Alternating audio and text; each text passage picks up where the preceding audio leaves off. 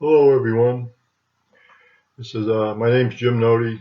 You're all witnesses to history about to be made. My very first podcast. It's not a real podcast because if it were, I'd be on a podcast network with advertising and all that. So basically, it's just a video that I'm making. So I got a few things. I'm going to read one of my short stories, show you some of my instruments. Um, Anybody, you may notice that my hair is longer than usual. If you knew me, well, I'd like to get a haircut if I could just find the time. Also, if I look familiar, you might have seen my video clip on my YouTube channel, the my imitation of Ahmed, the dead terrorist. Silence, I kill you. Okay.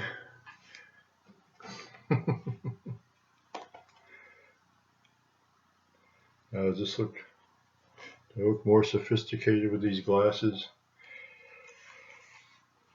Now, I've got a story I wrote here. It's published in 2002, so it was written 18 years ago. But it's way ahead of its time, as you will hear, because it's about a president who pardons himself. This is totally different than the current situation. This is to solve the drug problem called drastic measures. Okay, here it goes. Allison hastily flipped channels with the remote control, all the while complaining that there was nothing to watch.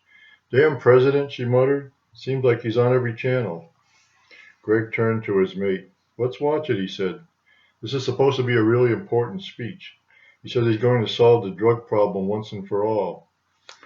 Oh, sure, Allison said with skepticism. Like that's going to happen. She changed the channel to one of the major networks where the reporters were awaiting the arrival of the chief executive. We can watch it for a while if you want, but I don't expect any big revelations. Some problems can't be solved. She rolled up the dollar bill and snorted the line of cocaine from the mirror on the coffee table. The cameras cut to the east room of the White House. The president looked around but did not give any of his characteristic smiles as he solemnly moved toward the podium. The room was quiet as he began.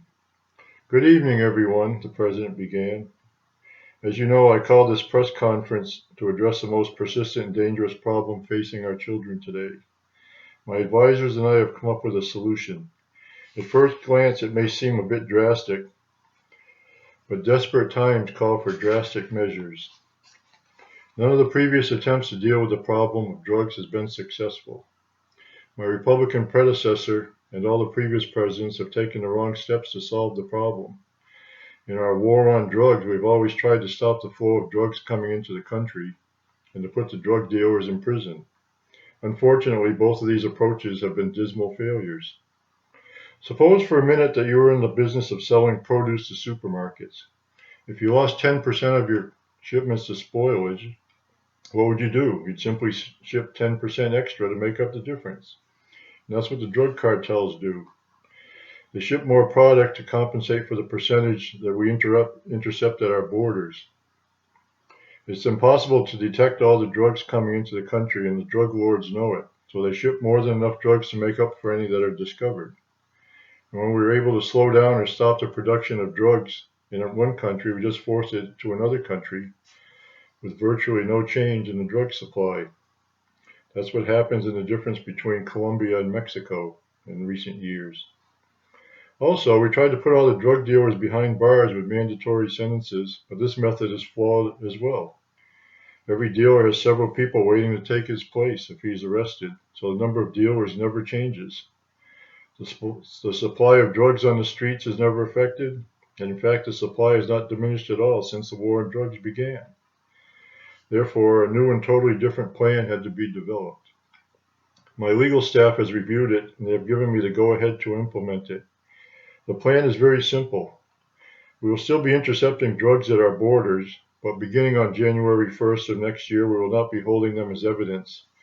Instead, the drugs will be mixed with warfarin, a blood thinner, and the main ingredient in rat poison, in more than sufficient doses to kill a human being. Of course, the warfarin will be mixed with a sedative so it will do its job with a minimum of discomfort. After being thus treated, the drugs will be sent on their way again. Anyone who still uses drugs after January 1st will do so at his or her own risk. We foresee that there will be many people who do not believe this plan is real, but I can assure you that it is. There will be some collateral deaths due to the fact that some people will continue to use drugs in spite of the danger, or because they just cannot quit, or for various other reasons. But a certain number of deaths will be a small price to pay for a drug-free America. The president paused to take a drink of water from the glass in front of him. Does he think anyone will believe that ridiculous story? Allison blurted out in dismay. He's finally flipped. This can't possibly be true. It must be an early April Fool's Day joke or something. Well, I don't know if I want to find out, Greg said quietly. The president continued his speech. My team of attorneys have devised a way to ensure that everyone involved, from myself on down to the border guards and everyone in between, is protected from any repercussions following the implementation of this plan. I have issued a blanket pardon covering all persons involved in the operation, preventing any lawsuits or arrests of public officials for all past and future years. The legal precedent for this action has been set during the Watergate era. When President Ford pardoned Richard Nixon in 1975, some members of Congress called for an investigation. But Leon Jaworski, the special prosecutor, found that there was nothing anyone could do about it. The power of the pardon is unlimited. Nixon could have pardoned himself while he was still in office if he had been so inclined. Therefore, as president, I can use the power of the pardon to protect everyone involved in this operation. There may be lawsuits, but the legal action will go nowhere. The plan will go on as expected, and we have projected that drug use will drop to infinitesimal levels within a year. The drug problem will finally be solved. I hope all Americans will support us in this endeavor. The future of our children and of our country is at stake. A few deaths in this war on drugs will not deter us from the goal of ridding America of the scourge. I have asked for God's help in this matter, and I am sure He supports these measures. I will not be taking any reporters' questions this evening. Thank you and good night. The president turned abruptly and started walking down the hall. A huge uproar greeted his last few words. Some reporters rushed toward the stage, calling out questions for the president as he walked away. Pandemonium ruled the East Room as people scrambled about, trying to digest the speech they had just heard. The television cameras returned to the anchor desk where the commentators were at a loss for words, trying to make sense of the president's speech. Allison sat back on the couch with her eyes still on the television screen. The rolled-up dollar bill in the mirror still lay on the coffee table. She turned toward her companion and said, "This can't be happening. He must be bluffing. They can't do that, can they?" Greg looked at her with a wry smile. "We'll know next year, won't we?"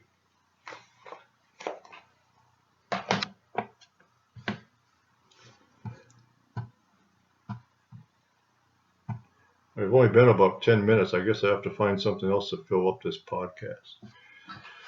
Okay.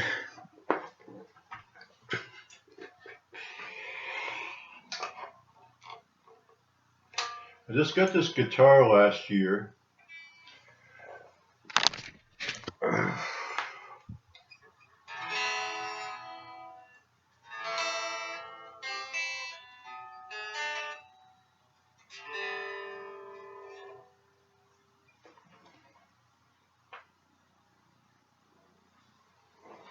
It was less than $300. Oh, I did it again.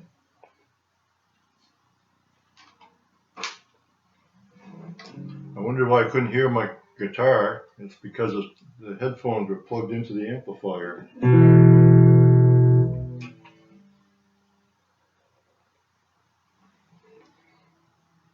Yeah, that's better.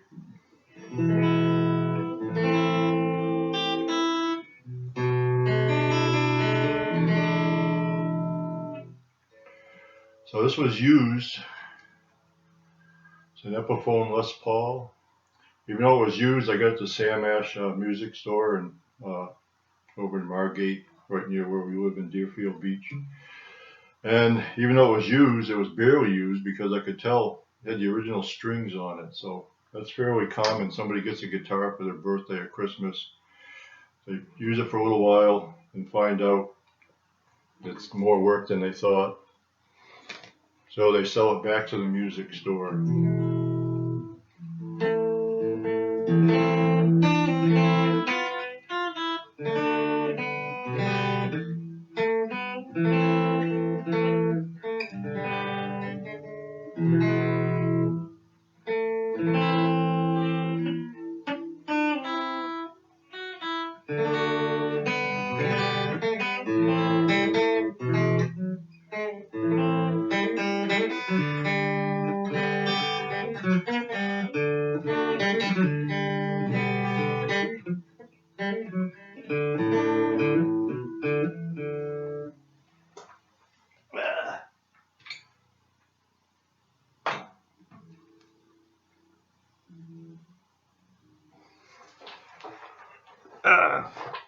That's why I never play in public. I don't know if it's stage fright or performance anxiety or what, but I can't play anything. So apparently this is my the end of my first podcast. I can show you some of the other stuff in my studio. See that alligator? He's in the York Zoo in Maine. So there's my guitar, there's my amplifiers, there's my fiddle in the case. There's my keyboard. I just got that about a year ago. I've only learned a few songs on the keyboard. But there's one more instrument every multi-instrumentalist should have. So to get credit for having one more instrument, you don't have to know anything.